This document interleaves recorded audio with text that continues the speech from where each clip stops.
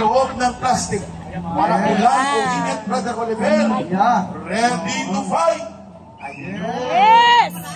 Oo. Tingnan natin ang mga awit ng bayan. Ready na ba, Brother Oliver? Yes! Okay.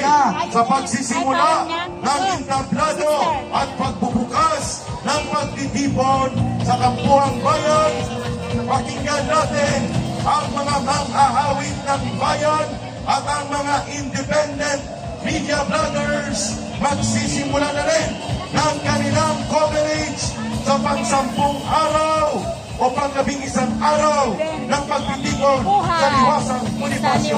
Yes!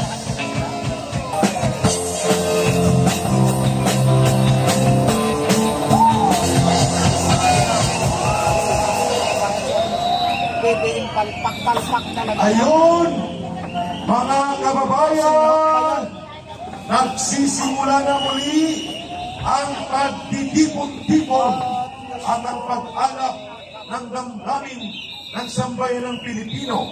Sa gitna ng ulan, hindi po maaampat ang ating pagpapagaloy ng paninindigan ng sambayan ng Pilipino dito sa Liwasang Bonifacio. Mga kasama ko ngayon, si Brother Oliver. At Brother Oliver, stand tayo para sa pagtitipon ng lahat. Marcos resign. Silence and in solidarity. Tawagin po natin si Brother Ricky para sa community prayer.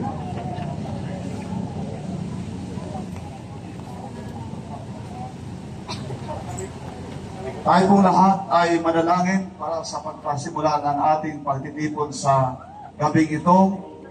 Dakila at makapangyarihan naming Ama na siyang may likha ng lahat ng bagay, aming Panginoong Jesucristo, kami po Ama ay muling nagpapasalamat sa inyong kadakilaan, sa inyong dakilang pag-ibig sa bawat isa sa amin. Narito po kami Ama upang sa muli ay mananalangin at hinihiling po namin sa inyo ang inyo pong pagpapala sa lahat ng aming gagawin sa gabing ito. Narito po ang inyong bayan na tinatawag sa inyong pangalan. Kami po ay nagpapakumbaba ng aming mga puso at mayroong pusong nagsisisi. At kami po ay dumadalangin Ama na kayo po ang manahan sa aming kalagitnaan. Narito kami para sa aming isang mapayapang pagtitipon upang sa mapayapang paraan ay aming tinututulan ang isang gobyerno na mapang-abuso sa karapatan ng tao. Narito po kami Ama upang ilabas ang aming mga hinaing. At ito'y pagpapakita na kami ay hindi yuyuko sa isang mapang-abuso na gobyerno ni Bongbong Marcos Jr. Narito po kami Ama upang tutulan ang lahat na uri ng karahasan, kasinungalingan, at amin pong ipinaglalaban ang tunay na kapayapaan, katarungan, at hustisya ng aming bayan.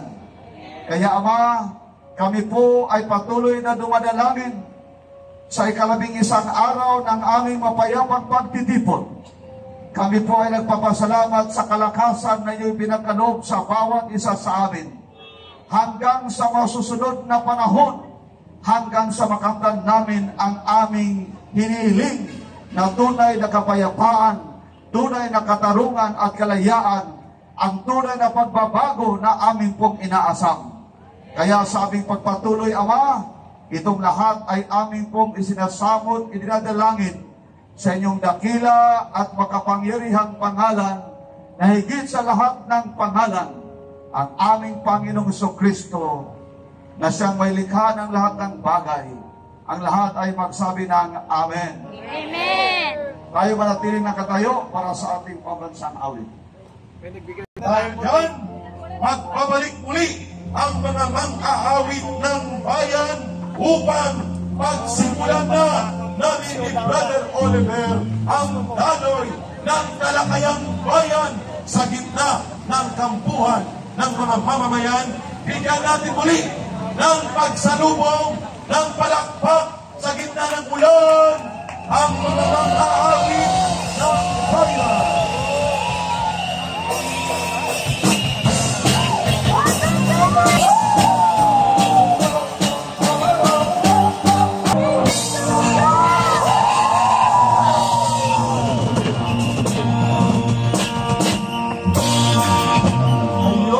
Hallelujah!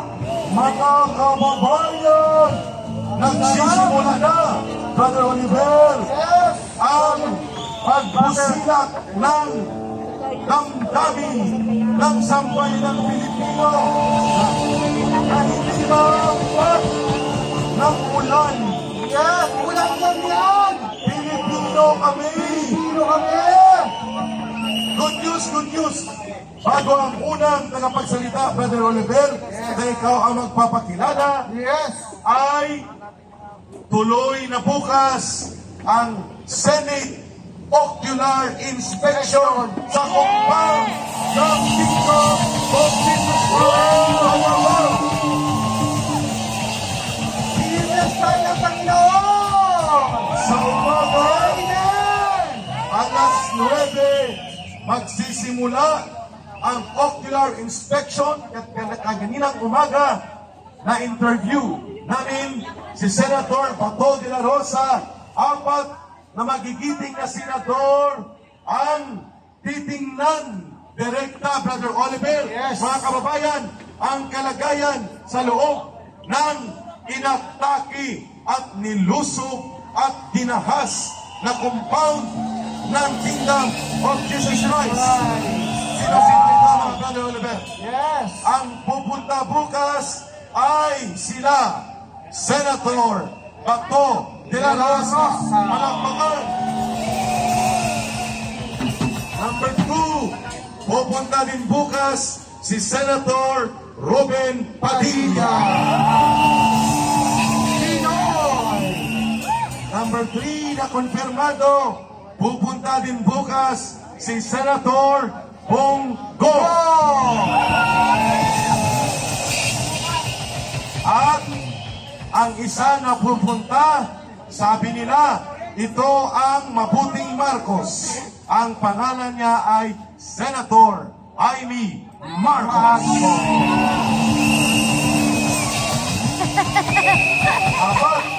At hopefully, na naman. si Senator Dapat di talaga Coco iboto ng mga Pimentel ay makakapag-join in the afternoon. Sa hapon, or mga alas 10, alas 11 ng umaga, ay magla-live tayo sa Liwasang Bonifacio, naka-hook up sa SMNI. At doon sa City Council Session Hall, sa Davao City Hall, gaganapin ang joint committee hearing ng Senate Committee on Justice and Human Rights at ang Senate Committee on Public Order and Dangerous Drugs. Dinigingin tayo ng Panginoon! Amen! Gising na ang mga senador!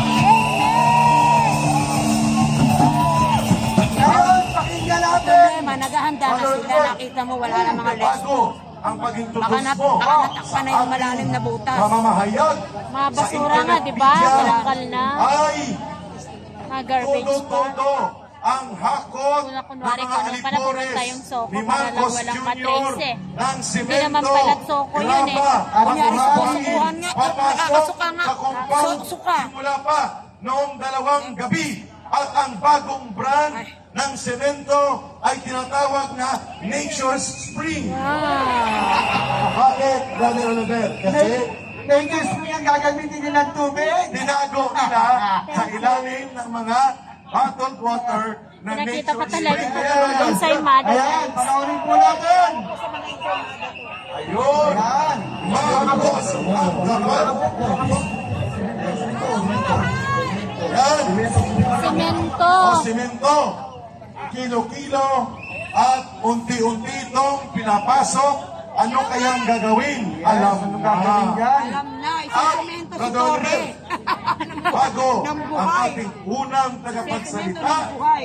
ngayong hapon, mga kababayan, ang city engineer ng Davao City, ang city architect at city legal officer, mga abogado ng city government of Davao City, hinarangan ng balasubas na sila Torre upang hindi makapag-inspeksyon sa loob ng hinuhukay nila na area ng Jose.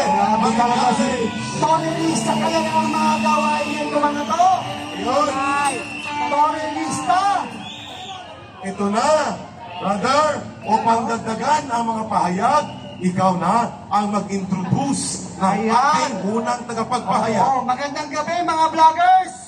Yes. Ngayon, papakinggan po natin ang kasamahan ng ating mga vloggers na nagmamahal sa atin na patuloy na nagpapakita ng katapatan sa ating bayan. Tawagin na po natin ang ating vloggers, BMR! Si Bemar mo na! BMR! BMR! BMR! BMR! Ayan na, si BMR na ba? Magandang gabi po sa Ay, inyo si lahat, mga Meses. kababayan. Ilang araw na tayo? 11 days. 11 days. Palakpakan po natin muna ang ating mga sarili. 11 days na po tayo. Inulan!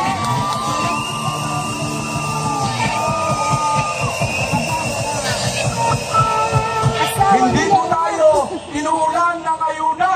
Inuulan po tayo. Inuulan po tayo ng sama ng loob na dulot ng Marcos administration na to.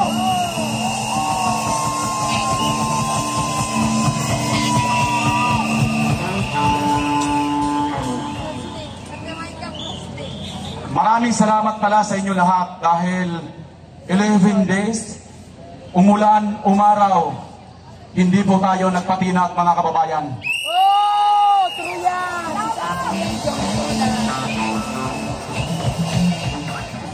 Ngayon lang, bakit po natin ito nagagawa? Sapagkat ngayon lang, ipinakita po dito ang kawalang respeto ni Torre, mga kababayan.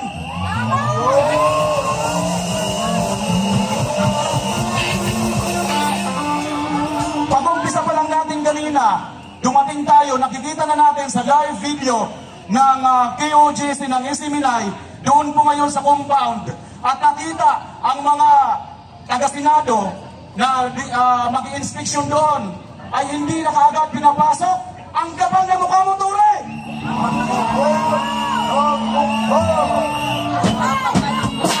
Kapal ng mukha! Kapal ng mukha! Kapal ng mukha! Kapal ng mukha! Kapal ng mukha! Kapal ng mukha! Loko! Sabi nga nila, saan ba tayo umuhugot ng lakas? Ibalik natin ang tanong sa kanila. Saan ba umuhugot ng kapal na mukha si Torre? Sa kanyang among pangag! Sa phone niya! Sa bangag sa phone niya! Hindi! Papunta ng ano? Hindi naman siya yung may-ari ng TOGC. Squatter lang sila dyan. Bakit sila ngayon nag-ahari-harian dyan? Ano po ang ibig sabihin nito mga kababayan? Maliwanag po na wala po sa hulog, wala po sa tamang pag-iisip ang namumuno sa ating bansa ngayon. True! Pangalali! A mental problem!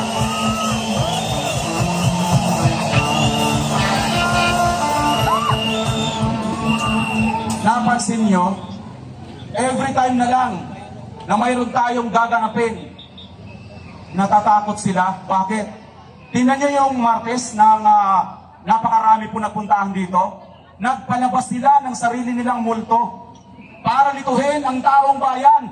Ito po ang taktika ng mga bangag. Natataranta na po sila at takot po sila na dumami at dumami ang taong bayan.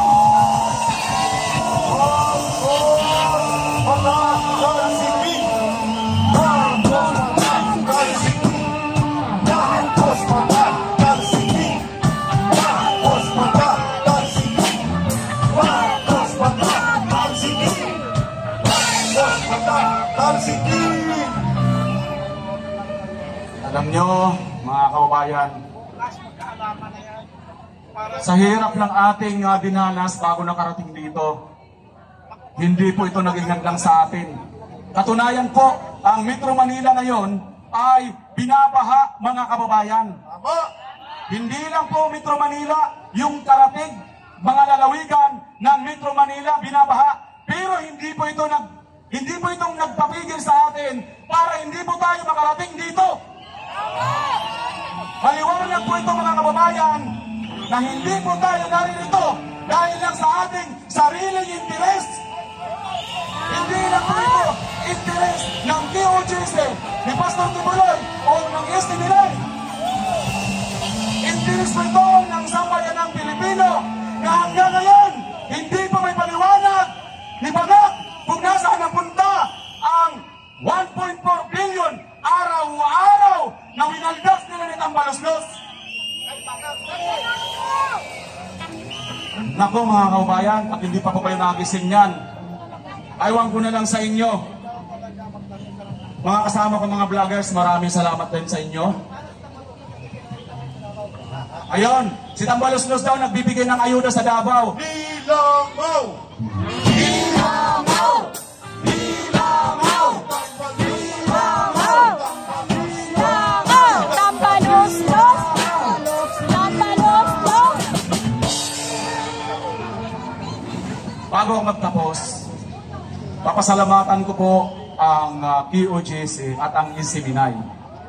Hindi dahil mga kababayan ay sila po yung nangunguna sa atin, kundi dahil sa kanilang prinsipyo na hindi bayaran at hindi nagbabayad.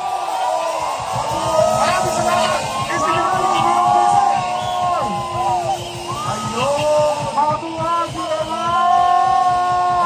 Kababayan!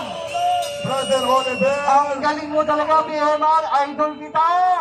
Hey! Idol ka ng bayan. Brother Oliver, baka nandyan ka na sa entablado, kumuha ka ng reaksyon, 2 o 3 sa kababayan natin kung ano ang kanilang